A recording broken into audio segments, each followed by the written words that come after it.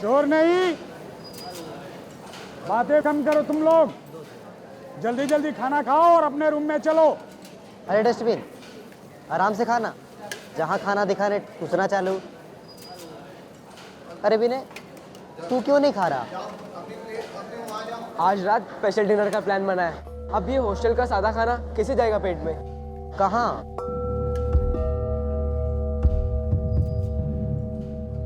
बाद में बताता हूँ।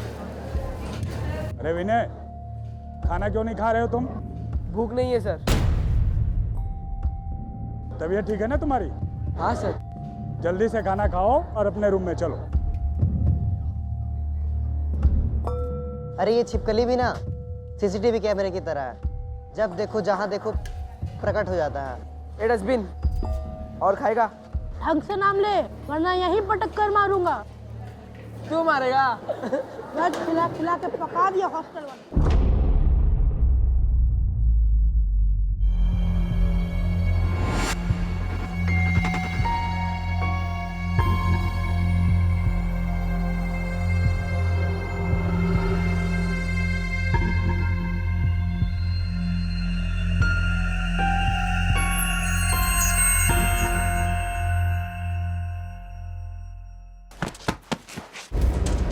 कौन?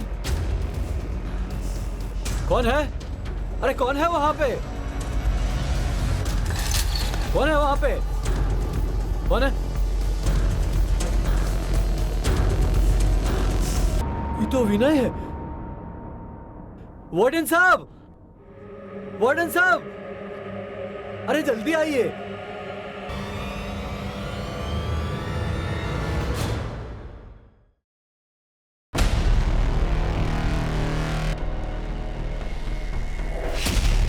He is no more.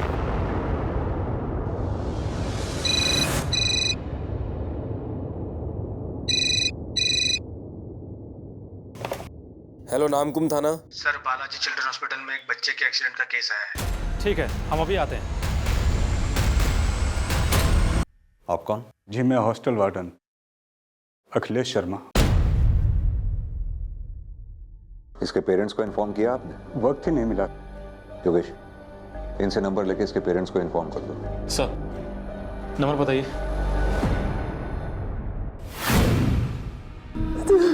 तू सहारा था, तू कहाँ चला गया? विनय कहाँ चला गया? आपसे एक सवाल पूछना था। जी सर। विनय का बिहेवियर कैसा था? मेरा मतलब, उसने कभी आपसे कुछ बताया हो? उसे पढ़ाई का प्रेशर था या उसे कोई तंग करता था? नहीं सर, मेरा विनय बहुत अच्छा लड़का था सर। फिर भी मुझे लगता है सर कि ये एक्सीडेंट ही है। ये पता लगाना हमारा काम है।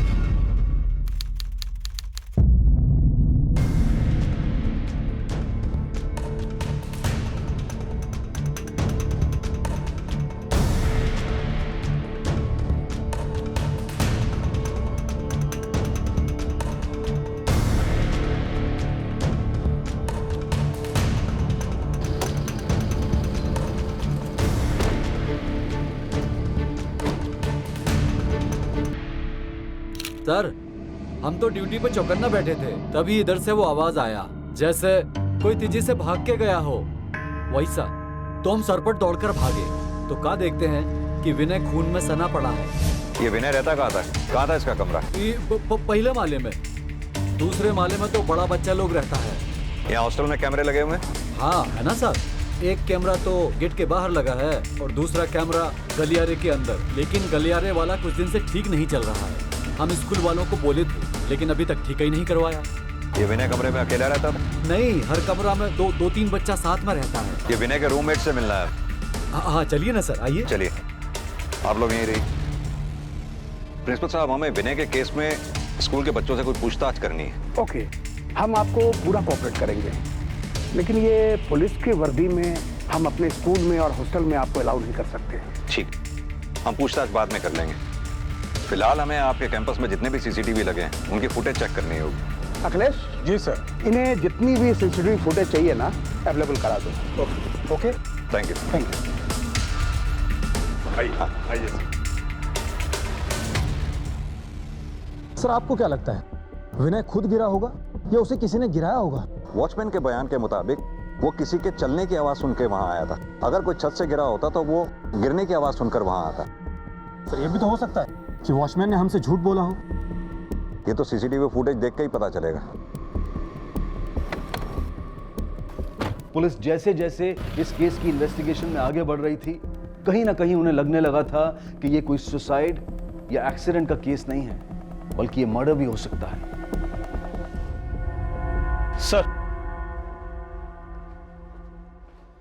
सर ये देखिए। सर रात को 11:15 बजे विनय हॉस्टल से बाहर निकला था और 12 बजे वॉचमैन ने हॉस्टल का गेट लॉक कर दिया था। सर 3:45 पर अचानक वॉचमैन की आंख खुली और वो दौड़कर उस जगह गया जहां पर उसे विनय जमीन पर पड़ा मिला। योगेश जरा इसे जूम करना। ये देखो, विनय जिस एरिया में गिरा वो एरिया सीसीटीवी की रेंज से बाहर है, यानी कि हमें वॉचमैन के बयान के मुताबिक ही चलना होगा।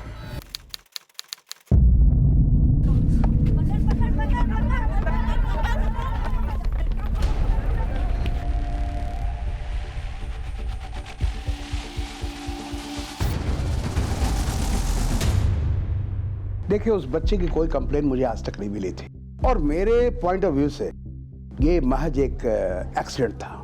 मिस्टर दुबे, वो पता लगाना हमारा काम है। ये प्रमोद है, आपको जहां भी जाना है, जिनसे भी मिलना है, ही विल हेल्प यू। आइए सर, यही बॉयज हॉस्टल है, सारे बच्चे यहीं रहते हैं। ये कैमरा कैसे टूटा हुआ? बच्चे बड़े शरारती हैं सर, कुछ दिन पहले ही उन लोगों ने तोड़ दिया। प्रिंसिपल साहब ने जांच बैठाई है, हमारे ऊपर भी जांच चल रही है। और ये विनय का कमरा वो कहां पर है? वो ऊपर है सर, आइए।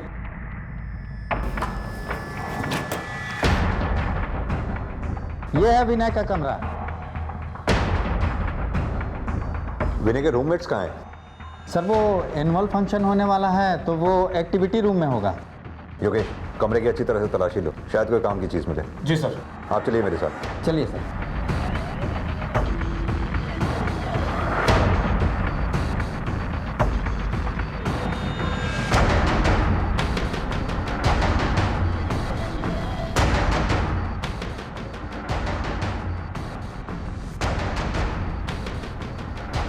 राहुल बेटा, तुमने विनय को आखिरी बार कितने बजे देखा?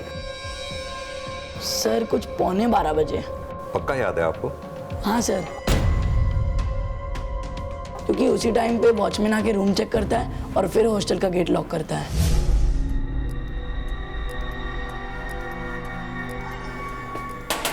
चलो बच्चों, रात ज्यादा हो गई है, सो जाओ। सर वॉचमैन तो 10:30 को ही बंद कर देता है, लेकिन अभी एनुअल फंक्शन की तैयारियां चल रही है ना, इसलिए वो 1 घंटा लेट बंद करता है। उसके रूम चेक करने के 5-10 मिनट बाद ही विनय बाहर गया था। उसने बेटा आपको बताया नहीं कि कहाँ जा रहा है? सर मुझे लगा कि वॉशरूम गया होगा, लेकिन थोड़ी देर होगी तो मैं सोचा किसी पास के रूम में बैठा होगा और फिर मैं गाना सुनते सुनते सो गया सर।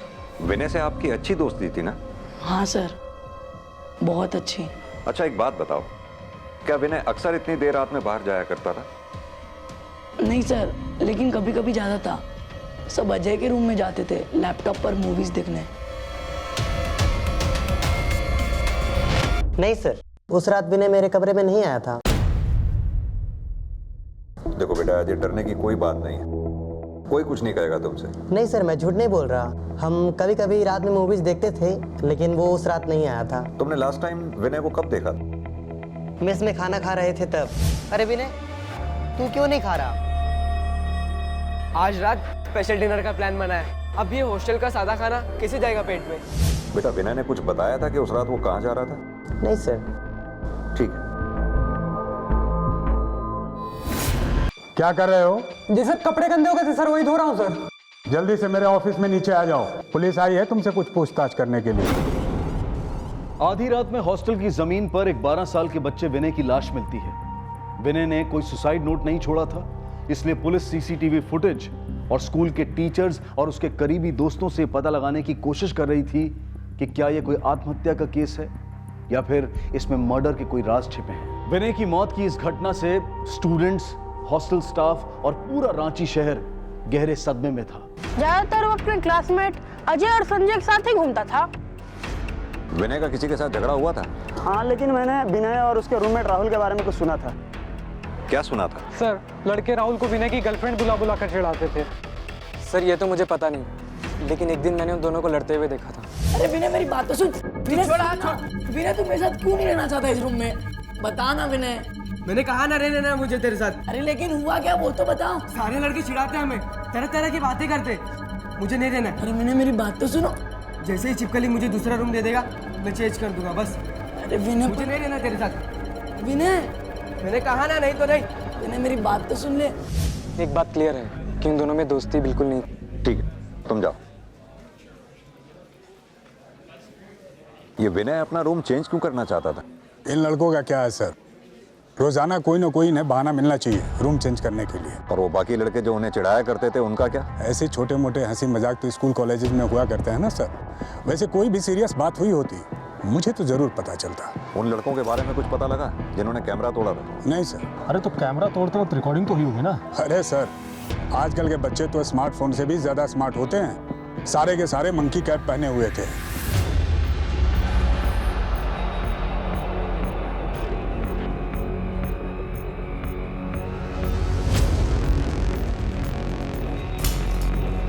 कौन है वहां? कौन है? ये विनय के स्पेशल डिनर से क्या मतलब था? कहां जा सकता था वो? पता नहीं सर, कैंपस से बाहर निकलना तो इम्पॉसिबल है। गेट पे हमेशा गार्ड रहता है। सर एक मिनट। सर, विनय अगर डिनर के लिए बाहर गया भी था तो यह भी तो हो सकता है कि वो गेट बंद होने से पहले ही वापस आ गया हो। ये हमें विनय के टीचर्स और क्लासमेट सबसे बात करनी है। आज तो मुश्किल है सर, एनुअल फंक्शन की वजह से कोई भी अपनी जगह पे नहीं है। आप बोले तो मैं कल अरेंज करवा देता हूँ। ठीक है, चलो। सर, ये विनय का सोशल मीडिया अकाउंट है। इसे देखकर तो कहीं से भी ऐसा नहीं लगता कि उसे किसी तरह का कोई डिप्रेशन था या फिर कोई ऐसी परेशानी जिसकी वजह से वो आत्महत्या कर ले। विनय 11:45 पे अपने कमरे से निकलता है और 3:45 पर मरा हुआ मिलता है। सर, वॉचमैन के मुताबिक उसने रात को 3:45 पर कोई आवाज सुनी थी। लेकिन सवाल यह उठता है कि 11:45 से 3:45 तक विनय था कहां? यही तो पता लगाना है। योगेश, एक काम करो, विनय की पोस्टमार्टम रिपोर्ट से यह पता लगाओ कि उस रात विनय ने खाया क्या था।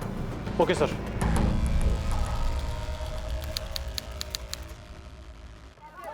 बहुत दुख की बात है कि हमारे स्कूल में एक एक्सीडेंट की वजह से हमारे स्कूल के बच्चे की मौत हो गई।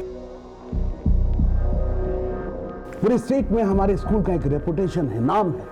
अब हमारे सामने जिम्मेवारी है कि हम अपने स्कूल का रेपुटेशन कैसे बचाएं।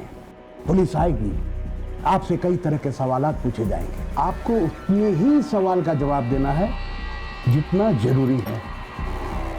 Got it? एक तरफ टीचर्स और स्टाफ अपने स्कूल की रेपुटेशन बचाने में लगे हुए थे और वहीं दूसरी तरफ पुलिस के लिए केस आसान नहीं था, क्योंकि उन्हें बच्चों की उम्र को ध्यान में रखते हुए अपनी इन्वेस्टिगेशन को बहुत सोच समझकर आगे बढ़ाना था। 6x - 42, 6 × x, 6x Vinod sir and 6 × जी आइए सर। इन्हें प्रिंसिपल साहब ने भेजा है, आपसे कुछ बात करना चाहते हैं। बोलिए सर। मिस्टर विनोद, हमें जी क्लास के बच्चों से कुछ बात करनी है। हाँ सर, प्लीज, व्हाई नॉट। अच्छा, हमें बताएंगे ये विनय कहाँ बैठा करता था? सर, विनय तो वहां बैठा था, प्रतीक के पास।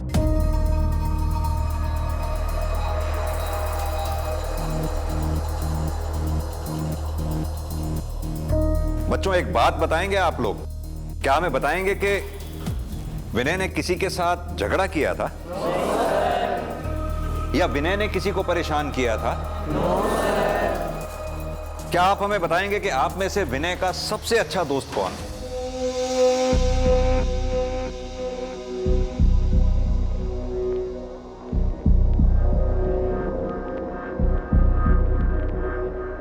तुम्हारा नाम अजय है ना?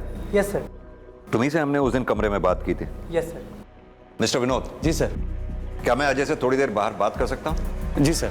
अजय, तुम सर के साथ बाहर जाओ। Thank you. विनय का बिहेवियर कैसा था? नॉर्मली था सर। बेटा, विनय का कोई ऐसा सीक्रेट जो तुम हमें बताना चाहते हो, जो विनय अपने दोस्तों को नहीं बताता हो? जैसे कि विनय उस रात किससे मिलने गया था? नहीं पता सर। अच्छा बेटा, राहुल और विनय तो रूममेट्स थे ना? फिर दोनों साथ में क्यों नहीं बैठते थे? दोनों पहले साथ ही में बैठते थे, फिर एक दिन विनय मेरे पास आया और उसने मुझे अपने पास बैठने के लिए कहा, और जब राहुल क्लास में आया तो उसी बात को लेकर विनय के साथ राहुल का झगड़ा हो गया।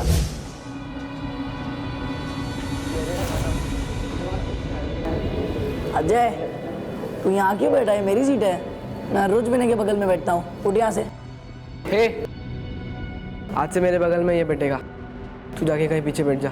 पर तू मेरे साथ ऐसे क्यों बिहेव कर रहा है? बताना मैंने क्या किया है? तेरा दोस्त हूँ मैं। हे, मैंने कहा ना पीछे बैठ, चल जा। ए विनय, ज्यादा मत चिल्लाओ, तेरे गर्लफ्रेंड रोने लगेगी।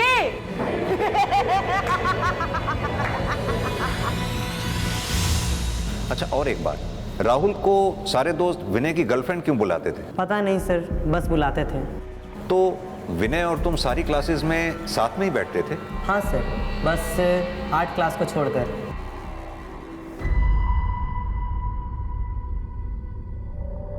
संध्या मैडम, ये सर लोग आपसे कुछ बात करना चाहते हैं।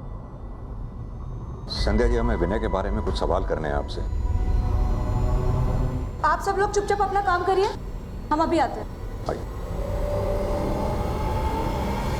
संध्या जी, आपने कभी विनय को खराब मूड में या डिप्रेशन में देखा था? नहीं सर, वो तो बिल्कुल नॉर्मल था, बाकी बच्चा लोग के साथ मिलजुल कर अपना काम किया करता था। बहुत दुख हुआ सर उसके एक्सीडेंट का सुनकर।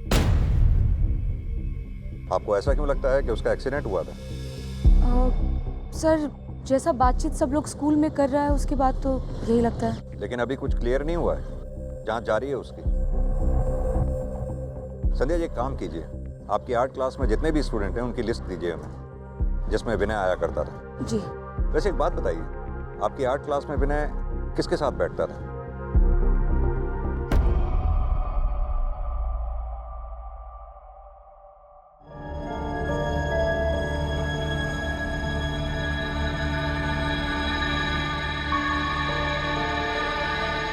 वो रही फातिमा सर। फातिमा बेटा, ये अंकल लोग तुमसे कुछ बात करना चाहते हैं। फातिमा बेटा, डरो नहीं। अगर आप नहीं चाहती कि हम यहाँ बात करें तो चलते चलते करते हैं। बेटा, आपकी आर्ट टीचर ने हमें बताया कि आर्ट क्लास में आप विनय के साथ बैठा करती थी। विनय आपका दोस्त था, क्या विनय की किसी से फाइट हुई थी? अच्छा चलो, छोड़ो इस बात को। एक बात बताओ, आपको ड्राइंग पसंद है? विनय कैसी ड्राइंग करता था? विनय को ड्राइंग का बहुत शौक। विनय की ड्राइंग क्लास में सबसे बेस्ट ड्राइंग थी। उसने एक बार टीचर का कार्टून भी बनाया था।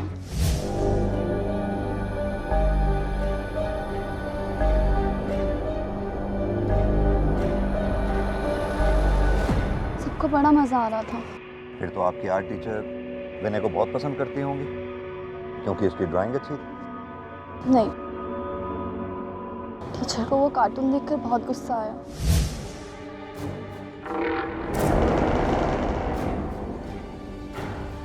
विनय, क्या है ये? कुछ नहीं मैम। कुछ नहीं है ये?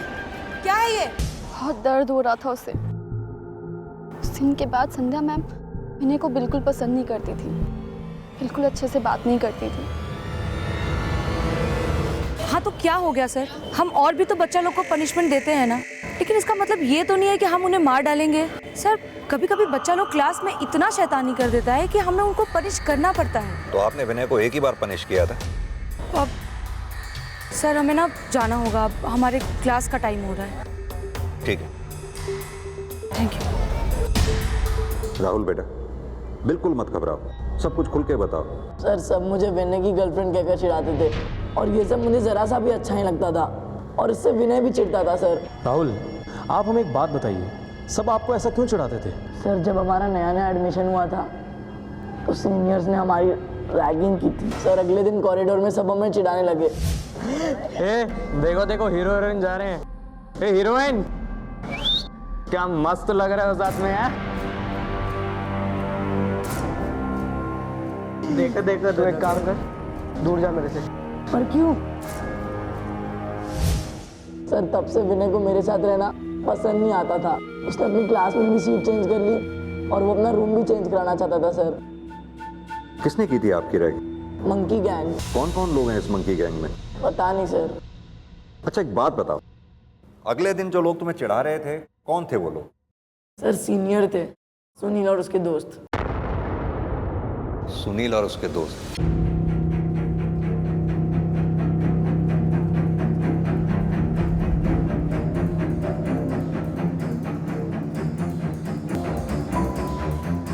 कुणाल, क्या कर रहे हो? प्रेयर का टाइम हो गया, सभी बच्चे जा चुके हैं, जल्दी से आ जाओ। जी सर, अभी आया सर।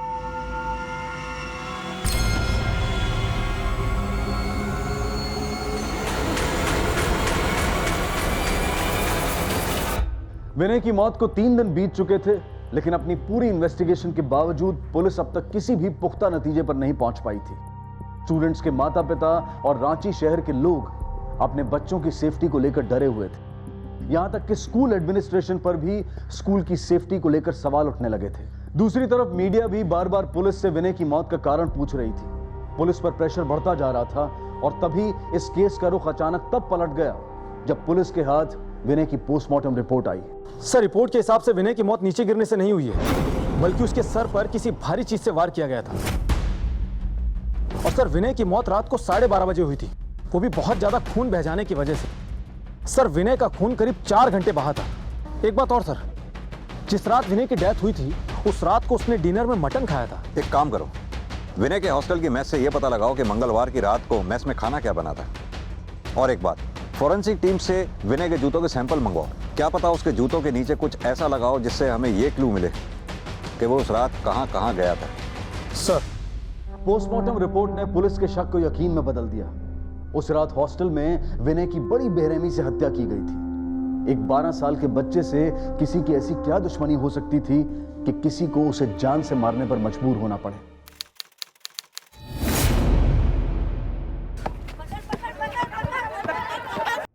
ये सब क्या है इंस्पेक्टर? आपको पता है हमारे स्कूल की क्या रेपुटेशन है? अब ये एक मर्डर की इन्वेस्टिगेशन भी है, जिसके लिए हमें आपके स्कूल के सभी टीचर्स, स्टूडेंट्स, स्टाफ सभी के बारे में इंफॉर्मेशन चाहिए। जी सर। पता करो हॉस्टल से बाहर जाने के लिए और कौन कौन से गेट्स हैं। जी सर। कि जिस रात विनय की मौत हुई उस रात मेस में मटन बना था क्या? उस दिन मंगलवार था ना सर, और मंगलवार को कभी नॉनवेज नहीं बनता, वेज ही बना था। ये मुझे विनय के दोस्त सुनील से बात करनी है। विनय की मौत से 2 दिन पहले हॉस्टल के सारे कैमरे किसी मंकी गैंग ने तोड़ दिए और हमें यह भी पता है कि तुम उस मंकी गैंग के मेंबर हो। Monkey gang? कौन सा मंकी गैंग सर? मैं किसी मंकी गैंग का मेंबर नहीं हूँ। राहुल और विनय की जिस रात हॉस्टल में रैगिंग हुई थी उसके बाद से तुमने उसे चिढ़ाना शुरू कर दिया था। देखो देखो हीरो हीरोइन जा रहे हैं। हीरोइन देखो, हॉस्टल में जो कुछ भी हुआ है ना वो बहुत ही गलत था और कानून इसके लिए सजा भी दे सकता है। हम यहाँ विनय की मौत का पता लगाने की कोशिश कर रहे हैं, तो जो कुछ भी जानते हो बता दो हमें। हाँ सर, हमने उन दोनों की रैगिंग की थी और हम मंकी गैंग ने वो सीसीटीवी कैमरा तोड़े थे सर। क्यों तोड़े थे? प्लान क्या था तुम्हारा कि तुम लोग विनय को मारोगे और किसी को पता भी नहीं चलेगा? नहीं सर, हमने तो विनय को तंग करना भी बंद कर दिया था।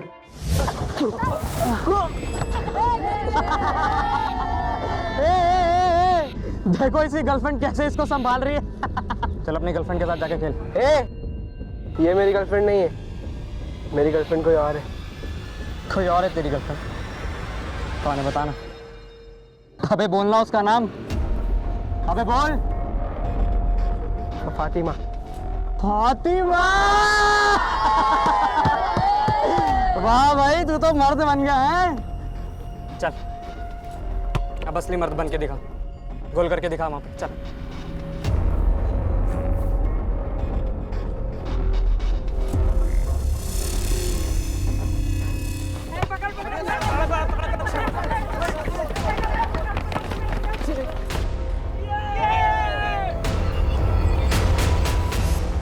हाँ सर, मैं मानता हूँ कि मेरी गलती है, लेकिन मैंने विनय को नहीं मारा है सर। सर, हॉस्टल से बाहर जाने का एक रास्ता और भी है। चलो।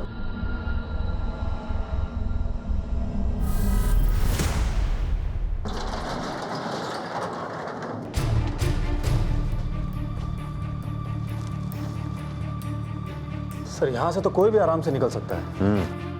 एक बात तो क्लियर है, विनय के साथ जो कुछ भी हुआ है वो हुआ इसी कैंपस के अंदर है। यहाँ तो फेंसिंग भी इतनी है कि स्टूडेंट निकल के बाहर जाएगा कहाँ?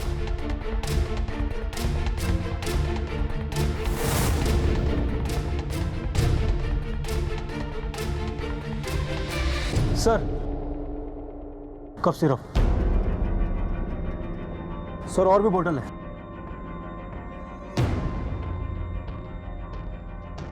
इतनी सारी बोतल तो नशे के लिए इस्तेमाल हो सकती है। योगेश, याद है हमारे थाने में भी कई ऐसे मेडिकल केसेस आ चुके हैं। सर, ये देखिए, लगता है कुछ खोदा गया है।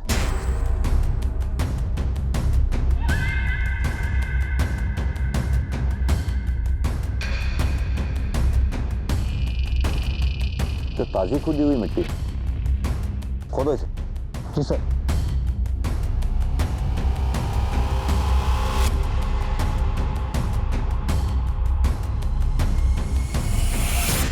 क्या है, निकालो उसे। सर, ये लीजिए। योगेश, ये टी शर्ट फॉरेंसिक टीम को भेजो। पता करो उनसे कि ये ब्लड के सैंपल और विनय के ब्लड के सैंपल मैच करते हैं क्या, और आसपास जितनी भी केमिस्ट शॉप है इन कफ सिरप के बारे में पता करो। शायद हॉस्टल से ही कोई खरीद के लाता रहो। सर।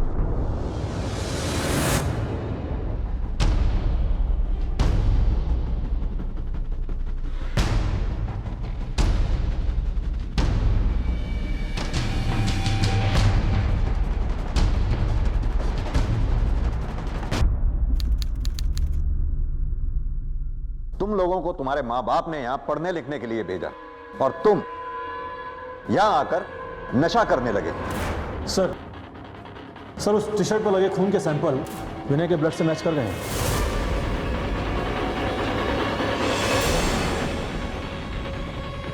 ये टी शर्ट हमें मिली है जिस पर विनय के खून के धब्बे थे। किसकी है ये टी शर्ट? ये तो कुणाल की टी शर्ट है सर। सर, ये टी शर्ट तो मेरी है सर, लेकिन मैंने विनय को नहीं मारा सर। मैं अपनी कफ सिरप की बोतल डस्टबिन के पास रखता था ताकि कोई चुरा ना ले, और जब उस रात मैं वहाँ गया तो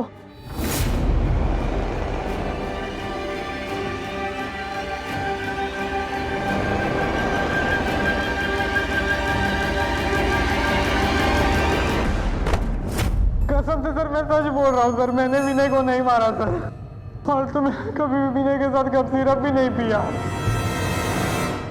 अगर विनय नशा करता भी था तो ये बात किसी को पता हो ना हो, एक को जरूर पता होगा। सर, मैंने कभी उसे पीते हुए नहीं देखा, लेकिन हो भी सकता है। सर, विनय उतना अच्छा लड़का नहीं था जितना हम सोचते थे। वो तो एग्जाम में चीटिंग भी करता था, और एक दिन पता नहीं कैसे उसे मैथ्स पेपर मिल गया।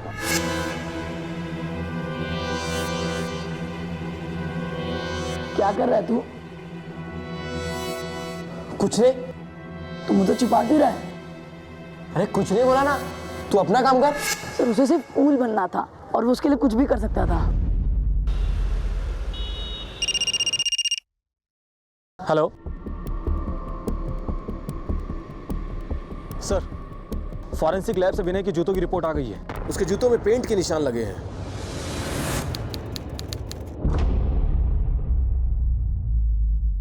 आइए सर, ये स्टाफ क्वार्टर है। यहाँ कैमरा क्यों नहीं लगा हुआ? जरूरत नहीं थी तो स्कूल प्रशासन ने लगवाया भी नहीं। कौन कौन रहते हैं? सारे टीचर्स रहते हैं सर। चलिए आइए, थोड़ा साइड देना भाई।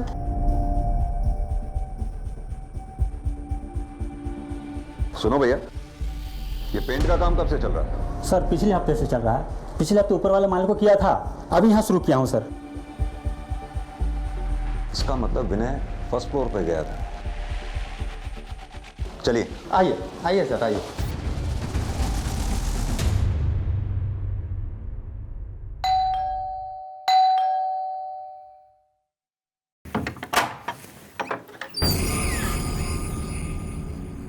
फातिमा, तुम यहाँ? बेटा कौन है? क्या हुआ? वो पुलिस वाले अंकल। आप इसी स्कूल में पढ़ाती हैं? जी हाँ, प्राइमरी सेक्शन में हूँ मैं। और आप? जी मैं अफजल, इनका शौहर। आप लोगों से कुछ पूछताछ करनी है। सर आप हमें क्यों परेशान कर रहे हैं? मैं जितना जानता था सब कुछ बता दिया, इससे ज्यादा मैं कुछ नहीं जानता। अफजल साहब, इसमें परेशान करने की कोई बात नहीं है। हमें पता चला है आपकी बेटी फातिमा और विनय काफी अच्छे दोस्त थे और उस रात विनय इस फ्लोर पे भी आया था। सर आया होगा, हमने कहा ना कि हम उस रात फिल्म देखने गए थे, घर में कोई नहीं था। क्या नाम बताया था आपने? कौन सी फिल्म देखने गए थे आप लोग? Iron man Lakshmi mall sir. Sir खुदा के लिए हमें परेशान न करें, ये पहली बार नहीं हुआ कि विनय हमारे घर आया था। सर मैंने विनय को बहुत बार विनोद सर के यहाँ आते जाते देखा है। विनोद सर कौन? वो मैथ्स वाले टीचर? हाँ सर वही। जी हाँ सर, वो एक दो बार मेरे घर में आया था। एक्चुअली सर उसकी मैथ में कुछ प्रॉब्लम है, तो इसीलिए एक्स्ट्रा क्लास के लिए मेरे घर में आया था। मिस्टर विनोद? जी सर। घर में नया पेंट कराया लगता है। जी सर। पर क्यों? वो क्या है ना, घर पेंट करा लेने से खून के दाग छपाए नहीं जा सकते। फॉरेंसिक वाले सब ढूंढ लेते हैं। सर आप फालतू को ब्लेम करें मुझ पे, मैं क्यों मारूंगा विनय को? आप मैथ्स के टीचर हैं, आप पेपर सेट करते हैं। आप ही की नोटबुक से टिक मार्क किया हुआ पेपर हमें विनय के पास से मिला था। क्या चल रहा था आप दोनों के बीच में? एक्चुअली सर मेरे और आर्ट टीचर संध्या के बीच अच्छी दोस्ती है, और संध्या ने एक दिन क्लास में विनय को पीटा था, और एक दिन मैंने विनय को देखा अपने दोस्तों से कुछ कहते हुए। यार बहुत जोर से मारा उसने। तू एक काम कर, प्रिंसिपल को कंप्लेन कर दे और अपने पेरेंट्स को भी साथ ले आ। अरे सब परेशान है संध्या मैम से। अगर तू अपने पेरेंट्स को साथ ले आएगा तो प्रिंसिपल पक्का उसे स्कूल से निकाल देंगे। मुझे डर था सर कि कहीं विनय ने संध्या की कंप्लेन कर दी तो उसे स्कूल से निकाल दिया जाएगा सर, इसलिए मैंने उसे मिलने के लिए बुलाया। घबराओ मत, मुझे अपना दोस्त समझो। ये फर्स्ट यूनिट टेस्ट का पेपर है, तो लो इससे तुम्हारे मार्क्स भी अच्छे आएंगे और तुम्हारे पेरेंट्स भी बहुत खुश होंगे। और दोस्त हमेशा एक दोस्त की मदद ही करते हैं। Thank you sir. Most welcome. बस मैंने वो पेपर देख के विनय को चुप करवा दिया। सर एक लड़का सुनील, आप उससे बात कीजिए सर। वो हमेशा विनय को तंग करता था। क्या तंग करता था? यही कि सर उससे पैसे लेना, सामान मंगवाना। इसलिए सर मैंने सुनील से बात करके सब प्रॉब्लम सॉल्व किया। देखो तुम विनय को अकेले छोड़ दो, उसने मुझे सब कुछ बता दिया है। सुधर जाओ वरना ये मैटर प्रिंसिपल तक जाएगा। ओके? उसके बाद सर उन दोनों में सब कुछ सॉल्व हो गया था। ये सब कब हुआ? ये सर विनय के मरने से 2 दिन पहले का था। सर सुनील ने हमसे झूठ बोला था, उसने विनय को तंग करना कभी बंद किया ही नहीं। अगर ये विनोद सच कह रहा है कि इसने सुनील को स्कूल से निकलवाने की धमकी दी थी, तो ये भी तो हो सकता है कि सुनील विनय से बदला लेना चाहता हो।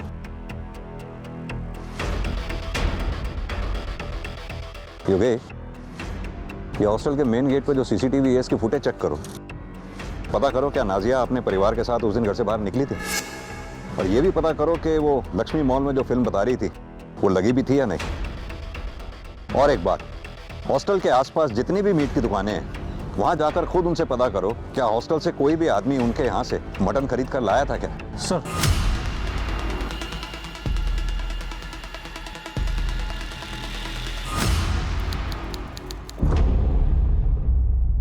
सर सीसीटीवी फुटेज में नाजिया की कार हॉस्टल के अंदर रात को 1 बजे एंटर होते दिख रही है, लेकिन सर शीशे पर तेज रोशनी पड़ने की वजह से कार के अंदर और कौन कौन था ये मालूम नहीं लग पाया। इस कार को वेरीफाई करवाया वॉचमैन से, ये कार किसकी है? हाँ सर, वॉचमैन ने बताया कि उस रात को उसने नाजिया की कार को ही अंदर जाते देखा था, लेकिन सर गाड़ी के शीशे बंद होने की वजह से वो भी नहीं बता पा रहा है कि गाड़ी के अंदर और कौन था। एक बात और सर, उस दिन हॉस्टल के अंदर सिर्फ 3 लोग ही मीट खरीद कर लेकर आए थे। कौन कौन? सर स्कूल का गार्ड, स्कूल का क्लर्क और स्कूल टीचर नाजिया का हस्बैंड अफजल। योगेश एक काम करो, मंगलवार की रात 10:30 बजे की लक्ष्मी मॉल की सारी सीसीटीवी फुटेज चेक करो। सर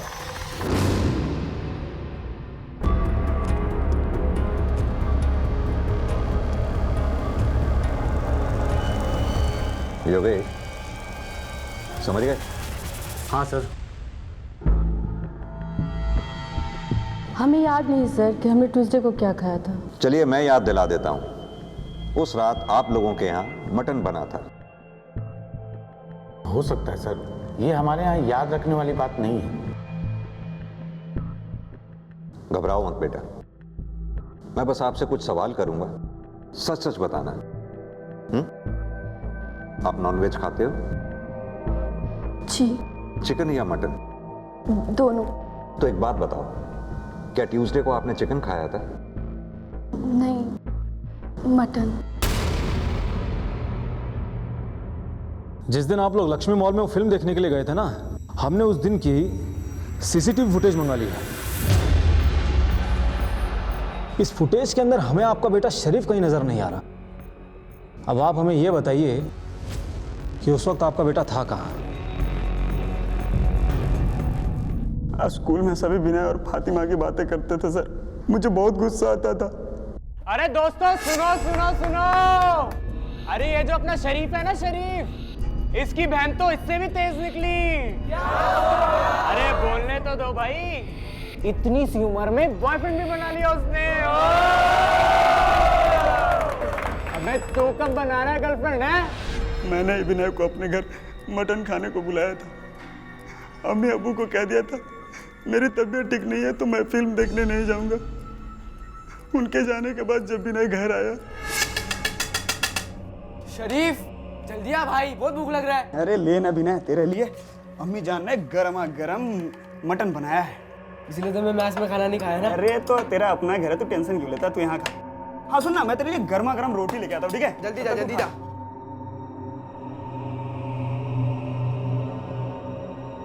अरे वाह शरीफ, तेरी मम्मी ने तो बहुत अच्छा खाना बनाया। हाँ भाई, मेरी अम्मी जान बहुत अच्छा खाना बनाती है। हाँ हाँ, टेस्टी है।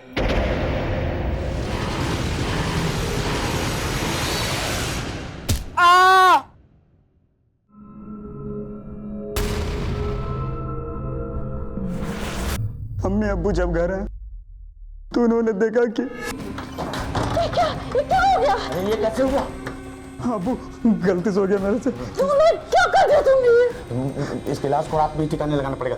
तुम कपड़े से नहीं, ये ठीक नहीं है। कपड़े से खून साफ करो तुम। जल्दी जल्दी करो, घबराओ मत, रो मत। अब्बू ने देर रात तक इंतजार किया, उसके बाद विनय की बॉडी को बॉयज हॉस्टल में डालकर आ गए।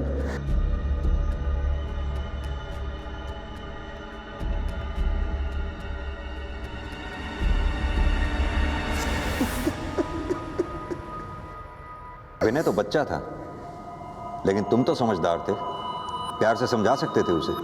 ईर्ष्या और जलन इंसान को कभी कभी इतने आवेश में ले जाती हैं कि वो कब क्या कर बैठता है उसे खुद पता नहीं चलता। 12 साल के मासूम विनय को अपनी जान सिर्फ इसलिए गंवानी पड़ी क्योंकि वो अपने से बड़े स्टूडेंट्स में एक पहचान बनाना चाहता था, और शरीफ ने सिर्फ दूसरों के उकसाने भर से इतना खतरनाक कदम उठा लिया। अगर अफजल और नाजिया वक्त रहते विनय को हॉस्पिटल ले जाते तो शायद विनय की जान बच सकती थी, लेकिन अपने बेटे के गुनाह को छुपाने में उन्होंने खुद अपने हाथ खून से रंग लिए।